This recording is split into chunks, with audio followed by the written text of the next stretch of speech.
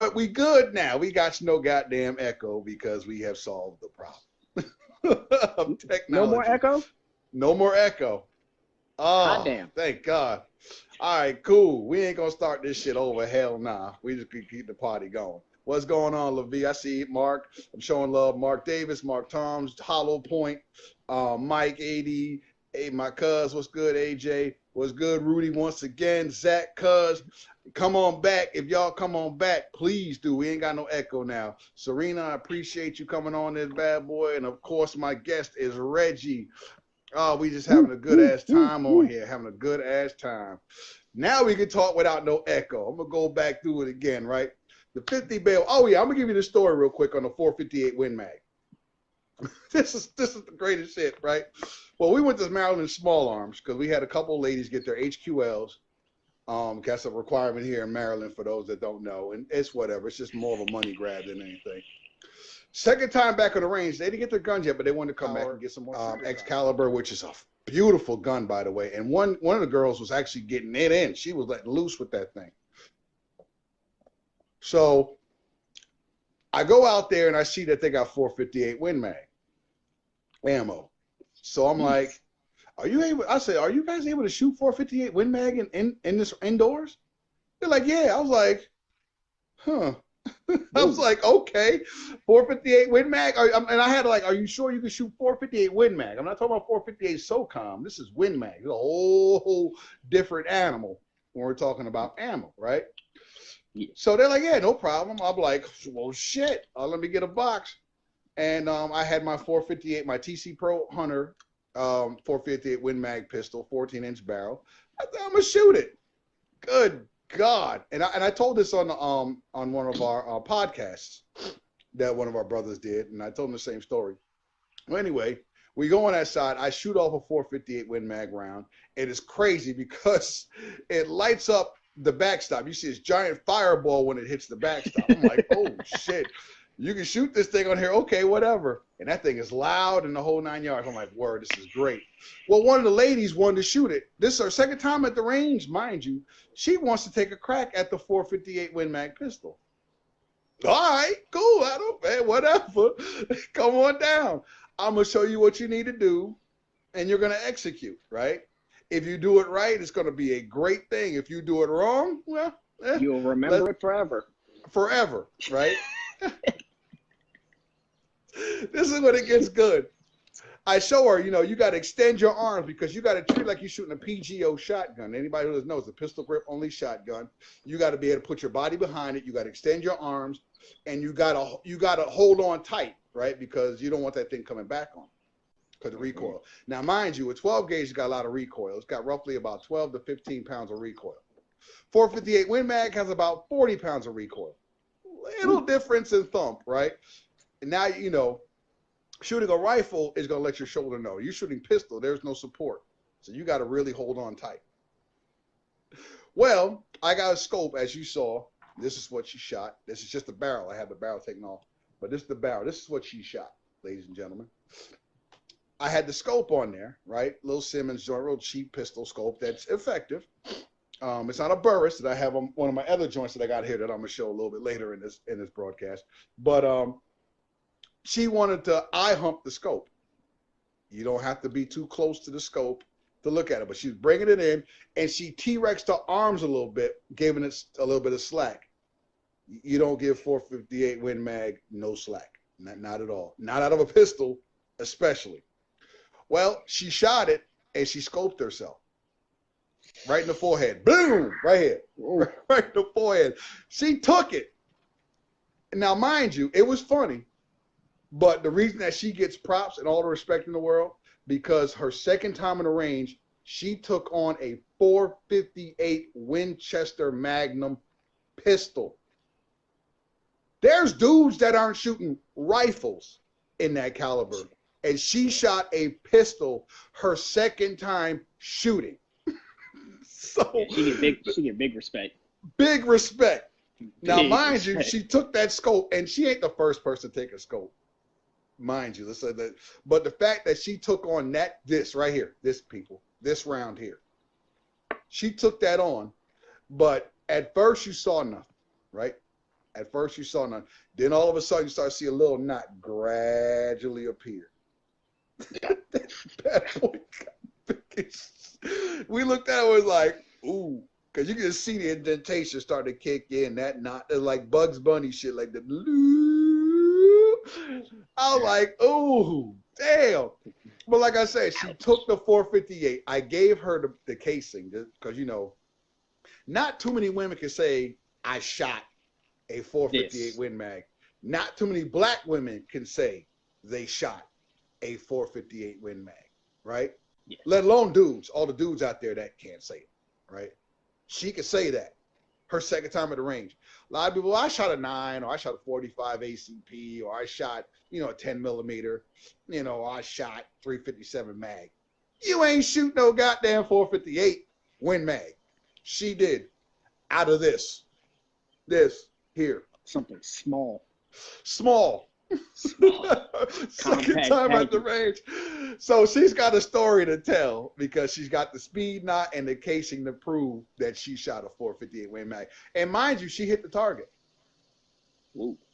So women are really good shots, though. I've taken some women out first time experiences, and I've found on average that a lot of females do outperform men on the first time, and I think it's more of a I think mindset, if I had to class it as something, that a lot of women that want to take on firearms are not doing it for cool factors. You know, majority of men will buy a gun because culture says that it's cool. Women don't really feel that it's cool. They want to have something because they, in some situation, some mindset, they feel that they need a extra level of protection, whatever their threat level may be. So, you know, I feel like I buy guns because I have guns that I feel have practical uses and they will aid me in what I need them to do. And then I have some cool guns that are just cool. They don't have no practical use for nothing. Yes. They're just cool. Who you telling? There's no way in hell there is nothing on this earth that a 600 Nitro Express is going to do other than shoot big animals. That's it. 10,000 miles across the earth, right? You wouldn't even use that on a bear. That's too much for a bear, right? Way too much. You know, bears weighs 1,500 pounds. People think it's a big animal. This round here, ladies and gentlemen, just show you, is made for elephants, right? Cape buffalo. These are 2,000 to 10,000 pound animals with a lot of attitude. And you don't shoot that at a distance. You shoot that as the animal's coming at you. So if you miss, they won't. Yeah. Pretty much. That's your last excursion. But go ahead. I'm sorry. Oh, no. I don't know. It kind of got glitchy. But I'm about to say, if you miss, somebody that was with you was telling the story. Pretty much. Pretty much. Because you're talking about animals that can get up to about 30 miles an hour. And they're very big and they're very pissed off because you're in their space. And you're taking them on full front. You know, so, you know, elephants are known for taking out rhinos, you know, at charge. So a 200-pound man has no shot in hell. They're going to get monkey stuff. Vendel? What's going on? Thanks for watching this joint, man. We're having a good time. Talking to Reggie Bowles once again, Gun and Hookah Live. Talking to Reggie Bowles here. This is the guy I consider one of the kings of short-barreled 50 Beowulf AR pistols, whatever you want to call it. This is the guy who is like, if there's any caliber out there, he will find a way to make it a short-barreled. He'll make a way to carry it, right? Now, we were talking earlier, we're going to just jump all the way to it. We were talking earlier about the 950 JDJ. For those who don't know what a 950 JDJ is, that is the largest rifle cartridge out there. The largest. It is classified as a sporting round. Imagine that. They buy it is a destructive device, but it's classified as a sporting round. Now, mind you, the rifle that you shoot out of weighs between 85 and 115 pounds. Nobody, unless you're like the Incredible Hulk, is shoulder firing this monster. What's going on, DJ? It's shoulder firing that. These are type of rounds, mind you, and I'm gonna give you just to kind of give you an indication what a 950 JDJ is, right? 600 Nitro Express, 900 grain projectile, right? It's got roughly about 8,600 foot-pounds of muzzle energy, around 126 foot-pounds of recoil. That's a lot for the shoulder. A 950 JDJ, and mind you, calibers are based on the circumference of the round. 950 JDJ is 9/9 of an inch in circumference. Basically, it's a 1 inch round, essentially, if you round it up, right? Everybody knows what like I said, 600 Nitro Express, 900 grains. All that gave you all the ballistics on it. A 950 JDJ is around 2,600 grains, roughly about 50,000 foot-pounds of muzzle energy, and roughly 300 to 400 pounds. I may be a little off of the numbers. You can look it up in the Googles. Anywhere between 300 to 400 foot-pounds of recoil. You're not holding that weapon. You are supporting that weapon on something, and you're going to feel everything on that weapon. Now, mind you, to reduce the amount of that recoil, they have like a 6-inch long break, which is about that big, right? And it's a 100-pound gun, right? So, and you can't even like lock the bolt because they're afraid that it'll go off. You actually have to take the bolt out, put the round in the bolt, and gently put it back in there and seat it in, right?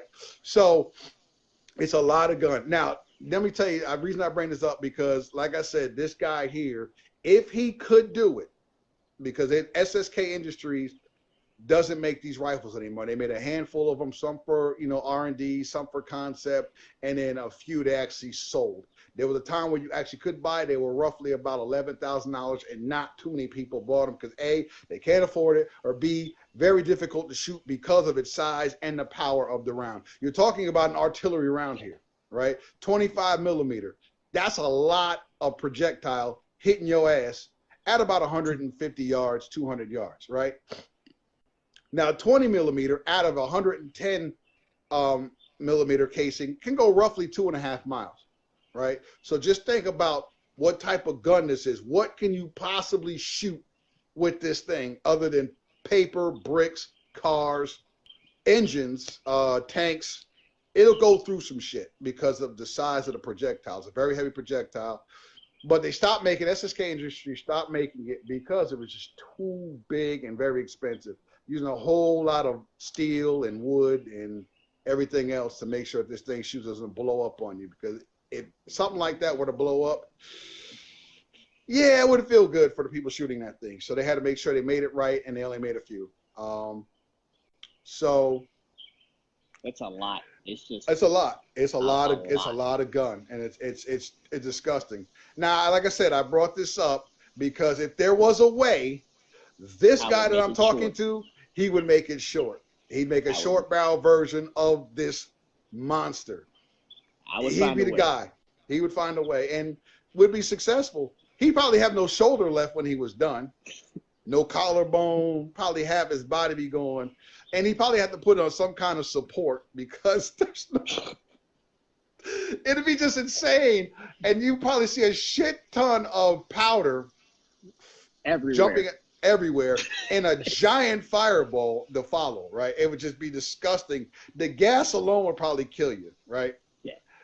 Through inhalation and just the concussion alone, it would beat you up. But this guy would still do it because that's just the passion he has. The bigger the caliber, the higher the caliber, he'll figure a way to short barrel because he's got some projects in line. The 45 Raptor, which is an AR-10 platform. He would love to build a 500 Automax pistol, which they do have, and it's proprietary right now. But I guess when it actually does release to the public down the line, and he finds somebody who's actually able to do a barrel for him and even do a barrel as well as a upper, he'll put it together. It'll happen. I can see it happening in a couple of years, right?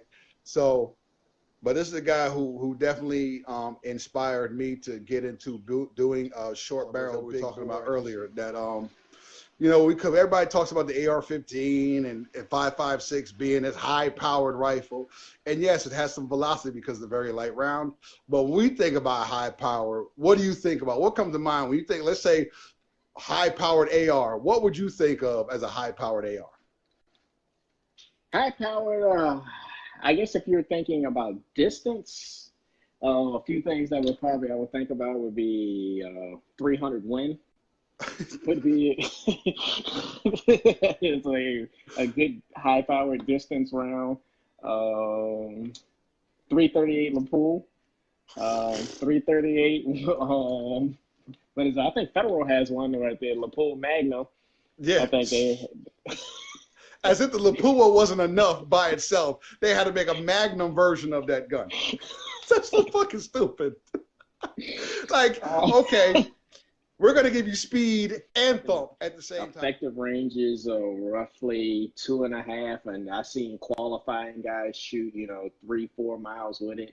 It travels at Mach 4, which is roughly about 4,100 feet per second. So some planes don't even reach the speeds of what this round is going, which is the more amazing part. Yeah. Technology, like you said, technology is amazing when it's worked to perfection. But yeah, like I said, there's planes, there's aircrafts that don't achieve the speed that this one round will achieve, and to go 4,000 feet per second and have 2,800 and 3,000 pounds of energy behind it. I mean, it's a record machine. And I mean, you're right about that. It's crazy. And like these AR platforms, right? We saw the 338 Lapua. They got I think it's made by Noreen, Bad News 36. They make a 30-06 AR. They had a 54R AR. They have a 300 Win Mag AR. They also have a 408 Shaytek AR. Jesus. Yeah, exactly. Yeah. What are you hitting with that? But the thing is, you ain't got to worry about not too many people having it because it's a $10,000 gun, right? Yeah. That is for some serious marksmanship. That is for hunting. That is for, But if you can get it, get it. Shit, I want to shoot it when the person gets it because I want to get behind that thing. I know that's got to be beast as shit. I'll be second in line. Exactly. Now, Nemo Firearms does a 300 Win Mag as well. Theirs is a little bit more expensive than the Noreen. The Noreen you can get for about $2,700. I've seen them cheaper. The Nemo goes for about double that. Yeah, I've seen them in stores here for about 4,700 if you're you're really happy with them. Yeah, I've seen them between 45 and about $5,500 a piece. Yeah, it's a lot of gun. Yeah, it's a lot of finances behind it too. The gun and the ammo. It ain't cheap. Yeah. Right? Nothing on it is cheap. That's why they won't ban nothing like that, because they know everybody can't afford it. They ain't worried about the average guy going out there spending $5,000 on the gun, and then another couple of $100 on a box of ammo to wreak havoc. That's not gonna happen. For what? I don't know. Right? But Nemo also took it to another level. They did a custom build for one of their customers, and they made a 458 Win Mag AR. Whew. Yeah. Jeez. Stupid. Talk about custom. Yeah, that's custom. Yeah. They took the 300 Win Mag, and they kind of opened her up and converted it to a 458 Win Mag. And that's just ridiculous. 10 rounds, but once again, it's 458 Win Mag. Yeah, I'm about to say you don't need more than 10. Yeah. You barely need more than 3. Yeah. I'm a 458 Win Mag. I am all for cramming as much ammunition as you can, but I mean, you really don't need it. I'm probably one of the last people that would say something like that. Yeah, me too. Jesus. Yeah, 10 rounds of 458 Win Mag. Yeah, that's gonna feel good. And of course, oh my gosh, mag dumping that? Ooh. Mag dump of 458 Win Mag AR. Oh my God, your shoulder will look like shit. All right. So There is the 7-inch Beowulf. And to give you an idea, this is my forearm in comparison to it. It's literally from elbow to middle finger in length. And to give you an idea, here is a 5.56 that I finished a couple weeks ago. And let's see, that's about roughly, matter of fact, I'll just stack them on top of each other. Reggie's not scared of scratches. All right, so as you can see, they're stacked on top of each other. And that's a 7.5, 5.56. It's just got a KK can on it. Mm-hmm. But rail for rail, they are literally the same size, but they definitely don't feel the same. Oh, no, absolutely not. But just to let y'all know, this is what he inspired me to build. Because I have a 16-inch 58 Beowulf, but this is the one that I built from scratch. This is my 8-inch 50 Beowulf, and you see I got a break on there. And cause I'm not as crazy as Reggie to just have a thread protector and take all the fireball. I kind of like having to take some of that gas away from me, and this brake does just well for me. I had to put the way this brake sat. I had to get a crush washer, which 50 Beowulf crush washers are very difficult to find. I found out, so yes. I was able to find one, and I bought 2 of them, I think. And I was able to put this on there because this usually doesn't need a crush washer, but because it wasn't seating right, I had to do that. And I bought a few other little parts, just to kind of put it together. Of course, this was actually probably a 5.56 upper, but they carved it out a little bit to shoot it out, and it holds pretty well. And I built this bad boy roughly $700. It cost to build from scratch, which is relatively inexpensive. Yeah, it is. And of course, you got to tweak it. And what I did, I tweaked it. I put it's got the CMC 3-pound trigger in it. I'll go ahead and give people that. The gun is definitely safe. If it wasn't, you would have heard shit go off. And this has been the end of the conversation. But yeah, I just some parts. It's just a Franken gun, true to God Franken gun.